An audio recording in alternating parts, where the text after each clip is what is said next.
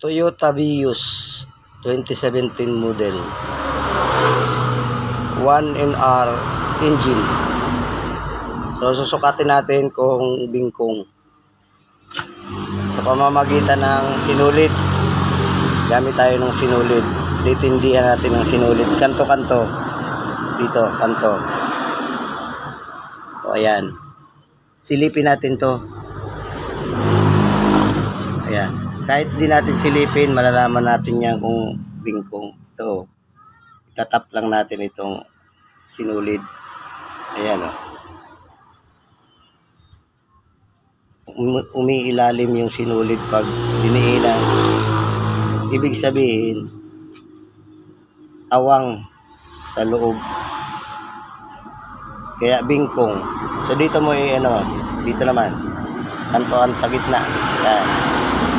Ngayon sa gitna natin, silipin natin uli. Tap ulit natin to. Ayan o, nalubog yung sinulid. Ito pa.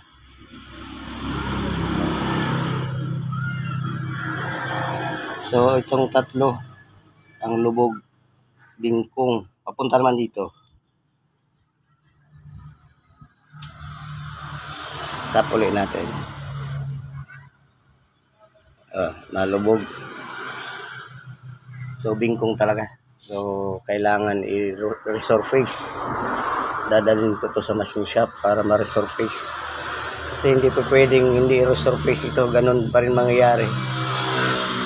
Overheat at magbublo yung tubig sa radiator. Alright. Thanks for watching.